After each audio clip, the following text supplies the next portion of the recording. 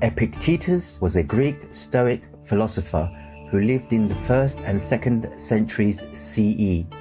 He was born in Phrygia, present-day Turkey, and during his youth was a slave in Rome to an important administrator in the court of the emperor. At an early age, Epictetus developed a significant interest in philosophy. With his owner's permission, he studied under Gaius Musonius Rufus, who along with Epictetus is now considered one of the great Stoic philosophers of the Roman Empire. After acquiring his freedom in 68 CE, young Epictetus became a teacher of philosophy in Rome, later continuing his practice in northwestern Greece by founding a philosophical school there. Epictetus, who led a simple lifestyle with very few possessions, taught a practical philosophy to help people lead meaningful lives. He emphasized integrity, personal freedom, and self-mastery through the use of reason and virtue, which is required to live in accordance with nature. The detailed steps and techniques in this regard presented in his teachings illustrate Stoicism as a way of life.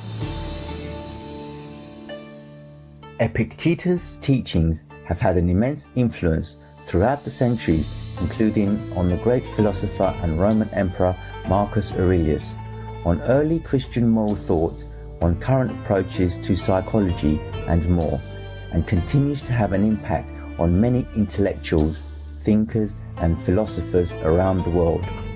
The beloved Stoic philosopher and teacher was remembered as a lively speaker who was able to make his listeners feel his own insights. The Golden Sayings of Epictetus, compiled and translated by Hastings Crosley, contains over 180 sayings of the wise philosopher in the form of aphorisms, parables, and short lessons expounding on Stoic philosophy. We are now delighted to present to you selected excerpts from the Golden Sayings of Epictetus. If a man could be thoroughly penetrated, as he ought, with this thought, that we are all in an especial manner sprung from God, and that God is the Father of men as well as of gods, full surely he would never conceive to be ignoble, not honourable, or below of himself. Whereas, if Caesar were to adopt you, your haughty looks would be intolerable. Will you not be elated at knowing that you are the Son of God? Now, however, it is not so with us, but seeing that in our birth these two things are commingled, mixed, the body which we share with the animals, and the reason and thought which we share with the gods, many decline towards this unhappy kingship with the dead, few rise to the blessed kingship with the divine. Since then, everyone must deal with each thing according to the view which he forms about it.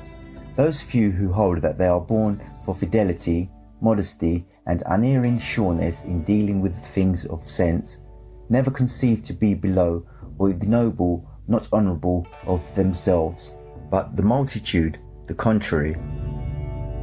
Why, what am I, a wretched human creature with this miserable flesh of mine? Miserable indeed, but you have something better than that paltry flesh of yours. Why then cling to the one and neglect the other? Thou art but a poor soul laden with a lifeless body. The other day I had an iron lamp placed beside my household gods. I heard a noise at the door, and on hasting down found my lamp carried off. I reflected that the culprit was in no very strange case. Tomorrow, my friend, I said, you will find an earthenware lamp, for a man can only lose what he has. The reason why I lost my lamp was that the thief was superior to me in vigilance.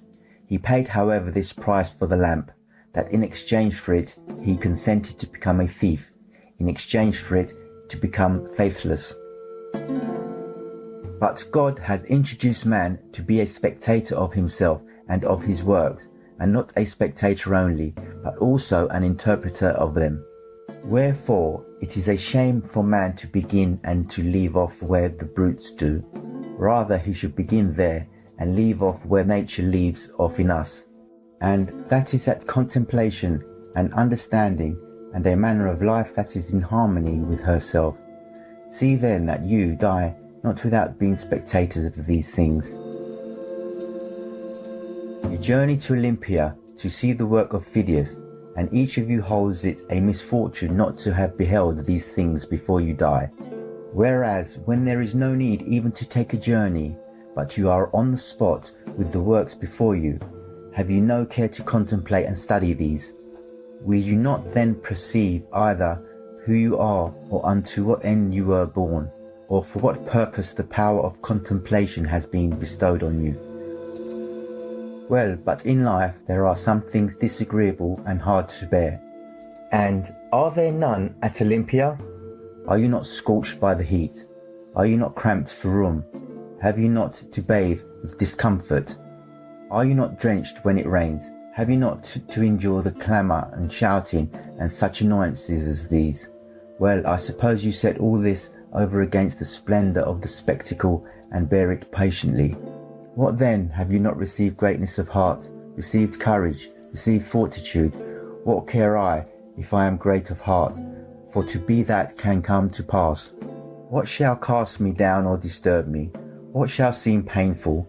Shall I not use the power to the end for which I received it, instead of moaning and wailing over what comes to pass? If what philosophers say of the kinship of God and man be true, what remains for men to do but as Socrates did, never when asks one's country to answer, I am an Athenian or a Corinthian, but I am a citizen of the world. He that has grasped the administration of the world, who has learned that this community, which consists of God and men, is the foremost and mightiest and most comprehensive of all, that from God have descended the germs of life, not to my father only, and father's father, but to all things that are born and grow upon the earth, and in an especial manner to those endowed with reason. For those only are by their nature fitted to hold communion with God, being by means of reason conjoined with him. Why should not such one call himself a citizen of the world? Why not a son of God? Why should he fear to be that comes to pass among men? Shall kingship with Caesar or any other of the great at Rome be enough to hedge men around with safety and consideration, without a thought of apprehension, while to have God for our Maker and Father and Kinsman, shall not this set us free from sorrows and fears? I do not think that an old fellow like me need have been sitting here to try and prevent your entertaining abject notions of yourselves, and talking of yourselves in an abject and ignoble, not honourable way, but to prevent there being by chance among you any such young men as, after recognising their kindred to the gods, and their bondage in these chains of the body and its manifold necessities, should desire to cast them off as burdens too grievous to be borne, and depart their true kindred. This is the struggle in which your master and teacher, were he worthy of the name, should be engaged. You would come to me and say, Epictetus, we can no longer endure being chained to this wretched body, giving food and drink and rest and purification.